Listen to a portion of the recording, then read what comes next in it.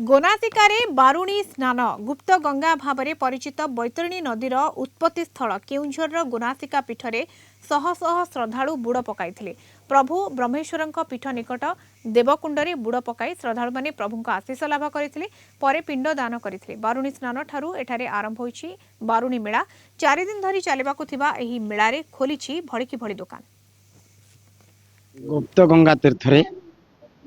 ब्रह्मेश्वर महेशंग पीठरे एवं बैतर नदी थे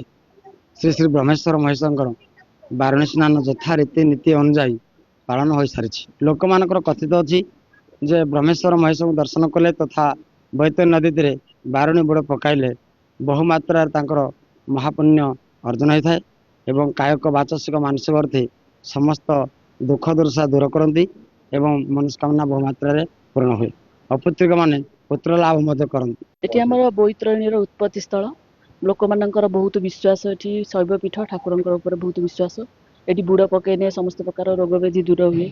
लोक मानकर मनस्कामना पूरण हुए से जो लोक मैंने बहुत दूर दूरांतर आसती एटी बुड़ पकईया आज बहुत लोक मानकर एटी समागम भी हुए से विश्वास भी आम आसीचु ठाकुर पाखु जंगिरारू आसी बारुणी स्नान करने विश्वास आमर आज्ञा सब विश्वास अच्छी जगन्नाथ महेश्वर पाखे सब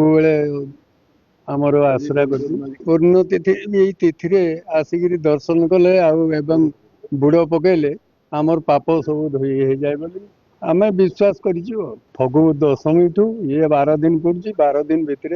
आसिक आम बारुणी स्नान करूशार महाकुंभ बोली कहले अत्युक्त हम ना हजार हजार दर्शक ये बुड़ पकाती एवं पितृपुरुष को श्राद्ध तर्पण करती जहाद्वारा निजे पुण्य महापुण्य पाइबा सहित पितृपुरुष को मोक्ष मिलता है। यह गोटे धार्मिक ऐतिह्य विश्वास अच्छी प्रशासन तरफ व्यवस्था होती भितर भी तथा टिके स्नान शौच सफा सुतरा दृष्टि टिके अवहेला रही तेणु जदि स्थानीय लोकों सहित सहयोग करी काम करा जाए तबे ठीक भाव में मैनेज हो पारिबो।